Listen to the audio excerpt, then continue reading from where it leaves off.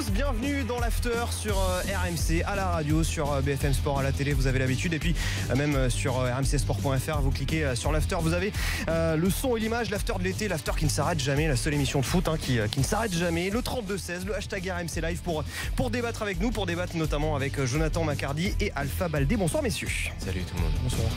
Le quiz de l'After tout à l'heure, 22h45, vous connaissez, on va vous poser plein de questions, vous pouvez gagner un t-shirt de l'After. De quoi va-t-on parler ce soir? De l'équipe de France, je vous le disais, c'est un anniversaire ce soir, ça fait 5 ans tout pile. C'était le 8 juillet 2012 que Didier Deschamps a pris les rênes de l'équipe de France. On va dresser un petit peu le bilan, on va se rappeler les bons souvenirs, peut-être les moins bons souvenirs aussi. Beaucoup de bons souvenirs, t'es sûr? Oh, il y en a quelques-uns, non? Non, pas tellement. France-Allemagne, non? Moi ça m'avait marqué. Ouais, un gros coup de chat, ouais. Ah ouais, voilà. Aussi, oui, mais bon, qu'est-ce que tu veux, on a fait quand même une finale de l'Euro. 50 purges. Oh, t'es un petit peu dur. Tu sais qu'il y a un certain Sergio Ramos qui a sorti, je vous citerai plus en détail la déclat tout à l'heure, mais il a sorti à l'occasion d'une opération sponsor quand même qu'il allait falloir se méfier sévèrement de l'équipe de France dans les années à venir. Il est sponsorisé par qui, Ramos? Je sais pas si j'ai le droit de le citer, la marque à la virgule, je crois. Enfin bref, donc voilà, t'as tout dit en fait. On va parler de l'équipe de France évidemment ce soir. On va parler dans les avis tranchés de Lille. On parlera également de Monaco, justement, tiens, un des joueurs d'avenir peut-être pour l'équipe de France, Kylian Mbappé. Alpha, tu nous diras tout à l'heure que selon toi, il faut absolument qu'il reste à Monaco. Mais comme tous les soirs, vous en avez l'habitude évidemment pendant ce mercato, c'est le mercato chaud.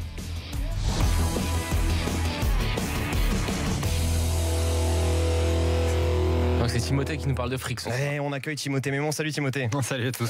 Bon, tu nous parles de fric, tu nous parles d'un club qui ne cesse d'être actif, de se montrer actif sur le marché des transferts.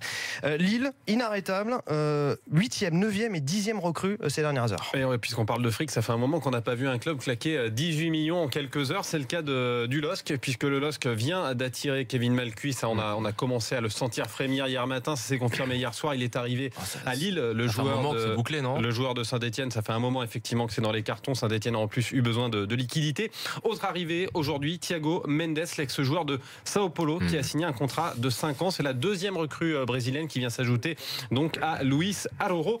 Et donc la 10e recrue qui vient s'ajouter à Pepe, Yé, Kofi, Balotouré, Bokolda, Dabila, Xheka et Malcuit. Donc, cette 10e recrue, ce sera Ponce, un joueur hispano-argentin qui sera prêté avec une option d'achat par la Roma, un joueur qui est passé par les Newell's Old Boys, qui a pas beaucoup joué avec la Roma, qui a été prêté à Grenade.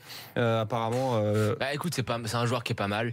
Quand il a commencé avec les Newell's, donc il est de 97, donc il a 20 ans, il est quand même assez jeune. Avec les Newell's, c'était pas mal. On sentait vraiment qu'il avait un potentiel assez intéressant, très rapide, très très bon dans la profondeur, mais jeune. Physiquement pas mature. Je pense que son départ à la Roma, c'était juste un coup où les Newell's avaient besoin de rentrer de l'argent.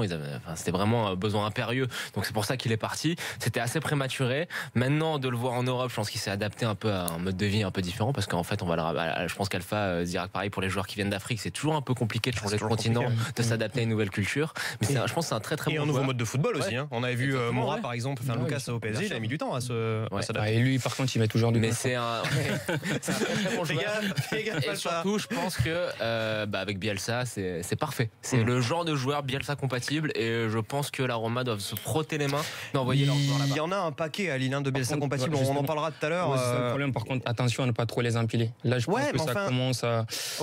Tu te fais quand même une équipe. T'as quand même des gens qui sont sur place. T'as quand même une pré-saison à préparer.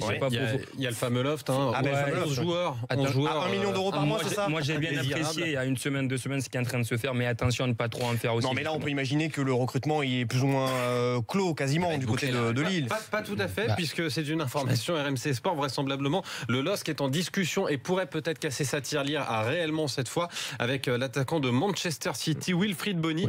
Wilfried Bony qui sort d'une saison pas terrible à Stoke, 9 matchs, 2 buts. C'est un bonne voie d'ailleurs. Il s'est jamais imposé à City. On se souvient plus de lui de ses années Swansea où il avait marqué un but tous les 2 matchs, 35 buts en 70 matchs. Il avait avait mis sur le banc Bafétimbi Gomis. Lille pourrait aller chercher un joueur d'expérience pour encadrer. Ça a beaucoup de chances de se faire ou pas? Non, un bon profil. Un bon profil, mais un profil quand même très différent du reste des recrues pour l'instant. Tu as besoin de ce genre d'attaquant-là qui est capable de te planter des buts, mais qui a l'expérience aussi du vécu d'un grand vestiaire. Donc, il pourra recadrer tous ces jeunes joueurs avec lesquels tu veux bâtir une équipe compétitive. Et on sait que Bielsa, il a besoin des joueurs d'expérience pour mener à bien ses missions. De toute manière, dans l'idéal pour Bielsa, on sait que lui, ce qu'il veut, c'est d'avoir ses recrues fin juin. C'est totalement utopique. Là, on peut avancer au mois de juillet. Je pense que le mercato, il va pas tarder à se terminer. Je pense que, on le sait que c'est pas un entraîneur qui aime avoir des recrues tardives. Là, il est en train de refaire un effectif. On sait que partout où il est passé, il a toujours voulu avoir à peu près 2-11 compétitifs pour pouvoir jouer sur tous les tableaux. Là, ça me semble être la fin. Et puis quand on regarde, c'est pas mal, quoi. Puis attention, c'est pas n'importe qui qui s'occupe du recrutement à Lille. C'est Campos, donc il en a quand même fait des gros coups sur le marché depuis quelques années. Les font en ce moment sont très bien. C'est des joueurs, c'est recruté, c'est pensé, c'est malin. Mais à un moment donné, quand ça fait trop aussi, ça risque d'avoir. Là, on est à la limite. On est à la limite. Oui, non, mais voilà, on peut imaginer que du coup, voilà, c'est bon. Ça reste le rideau. Le mois de juillet, le mois d'août vont servir peut-être à dégraisser. Pour l'instant, on a juste le nombre qu'il faut. S'il y en a plus, s'il y en a encore 1, 2, 3, là on se dira peut-être. Autant moi j'avais été hyper sceptique sur le recrutement du mercato d'hiver de Lille qui avait empilé des joueurs qui n'ont pas forcément tous fait leur preuve. C'est là que ça a commencé un petit peu le projet, le Bielsa Project, vu que c'est lui qui les voulait pratiquement, qui voulait déjà préparer le terrain pour venir et faire la préparation d'avant-saison avec eux. Moi je pense que là, non, le recrutement il est bien. Par contre, on va garder un coup d'œil là-dessus. S'il continue à empiler, ça peut poser peut-être un petit problème. Mais là, par contre, jusque-là, c'est bon. Allez messieurs, à 21h06 dans l'after, on va s'intéresser à des milieux offensifs français qui décidément, Timothée, ont la cote en Italie. Ouais, effectivement, c'est la Gazzetta dello Sport qui l'annonçait aujourd'hui. L'intérêt prononcé de la Roma pour Ben Arfa. La Louve cherche à pallier le départ de Salah, pas Emiliano Salah, l'autre, celui qui est parti à Liverpool. Et la Louve a établi une liste de joueurs pouvant remplacer l'attaquant vedette. Sur cette liste, on trouve le Mexicain Vela, qui a fait une bonne Coupe des Confédérations. On trouve aussi Hatem Ben Arfa en mal de temps de jeu à Paris. La Roma pourrait faire une offre dans les jours qui viennent. Mais moi, j'y crois pas. Je pense que c'est encore un coup de com'. On sait que les gens de son entourage sont très forts. Que ça se fasse ou que. On sait que les gens de son entourage sont très forts pour nous faire croire que lorsqu'il était à Nice, par exemple, le Barça s'intéressait à lui. Je pense que, soyons sérieux. Là, c'est la Roma quand même. C'est la Roma, c'est quand même un club très important. Je pense que c'est un club qui a des exigences et des objectifs sportifs assez importants. Je pense que Ben Arfa, on a compris que c'était terminé. Que Ben Arfa, c'était un club de joueurs moyens de Ligue 1. Rien de plus. Non, arrêter de. Tu peux pas dire ça, c'est pas vrai, Jonathan. Franchement, il a tenu Nice quand même du bout des bras. C'est un club moyen. Je suis désolé, c'est le dernier club moyen qui a terminé 3e de Ligue 1. Et la Roma, il y a plein de joueurs qui sont partis à la Roma. D'accord, tout le monde. Moi, je pense que Grenier, il part à la Roma, c'est quand même pour se relancer. C'est pas non plus un top joueur, quoi, Grenier, quand il part à la Roma. Mais la Roma, c'est pas non plus. C'est pas ce qu'il a fait. Là, c'est un autre débat. C'est est-ce qu'il va aller ou pas? Est-ce que c'est un top joueur avant d'y aller? La Roma. Moi, je pense que la Roma, c'est un club qui peut servir pour Hatem Ben Arfa de se relancer. Le championnat italien. Moi, je pense que ça serait assez. Non, je le méprise pas, c'est un championnat. La Roma, c'est un grand club. Mais tu sais, messieurs, on s'écoute. Aujourd'hui, tu remplaces pas Salah par Ben Arfa. Soyons sérieux, c'est comme si tu passes de Miss Monde à la du Lidl. Techniquement, tu perds rien. Alors que le mec, techniquement. Non, mais techniquement, tu perds rien. Entre Ben Arfa et Salah. Tu rigoles. Attention, techniquement, Ben Arfa, il est plus fort que Salah. Mais ça veut rien dire. Techniquement, je connais des gens. Par contre, des gens qui sont très forts dans une équipe de monde, dans une cabine de douche. La deuxième chose, c'est que Hatem, tu auras un Hatem gonflé à bloc, une année de Coupe du Monde où il veut saisir sa chance, où il veut jouer. Je vous dis, je vous contredis même pas, je vous laisse dans vos illusions perdues sur cette illusion. Là où je suis d'accord avec Jonathan, c'est que la Roma est un très grand club, mais effectivement, si la Roma est capable de se tromper sur Grenier, la Roma est aussi capable peut-être de se tromper sur Ben Arfa. Oui, mais ils sont aussi capables de ne pas se tromper. Ils se sont trompés aussi. Tiens, toi, tu connais, tu te souviens Roy Tourbe quand il est venu à la Roma. Maintenant, la Roma a un très grand directeur sportif. Oui, d'accord. Oui, Monchi. Oui, ça change beaucoup de choses. Et alors, c'est Monchi qui a lâché ses noms à la Gazzetta, que ce soit Vela et je pense que le Ben Arfa, c'est plus ses conseillers qui sont très très forts pour nous faire croire que Ben Arfa est c'est quelque chose qui est apparu dans la Gazzetta. Mais je pense qu'ils ont des très bons conseillers. Moi, je pense pas que c'est un club où. Moi, je pense qu'Hatem qui se remet en question et qui va dans le championnat italien. Moi, je suis d'accord avec toi et je pense qu'il peut tout à fait réussir et que c'est un joueur qui a quand même montré que. J'apprécie que vous soyez des doux rêveurs. Allez, on a Thomas au 32-16, supporter du PSG. Salut Thomas. Plus grand. Salut les gars. Ouais, justement, tu voulais nous parler de Ben Arfa, je crois. Je crois que tu étais plutôt d'accord avec Jonathan, toi, Timothée. Ah, mais carrément, moi. Ben Arfa, déjà au PSG, c'était le plafond de verre. Ah oui, c'est le plafond de verre. C'était même pas le plafond de verre, c'était le sous-sol de verre. Il n'a pas joué. Et il y a des raisons pour lesquelles il n'a pas joué. Attendez, Arnaud. Bien sûr qu'il a raison. Ben Arfa, le nombre de fois où il a eu sa chance au PSG, Lo Celso, il a eu 5 fois moins de chance que Ben Arfa, il est rentré 5 fois moins en jeu que Ben Arfa, il a fait des passes décisives, etc.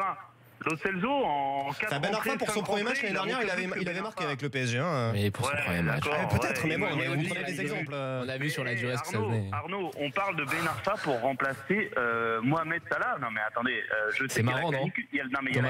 L'impact de Mohamed Salah à la Roma, personne ne remet ça en cause. Mais est-ce que techniquement, tu penses que Hatem Ben Arfa est en dessous de Mohamed Salah?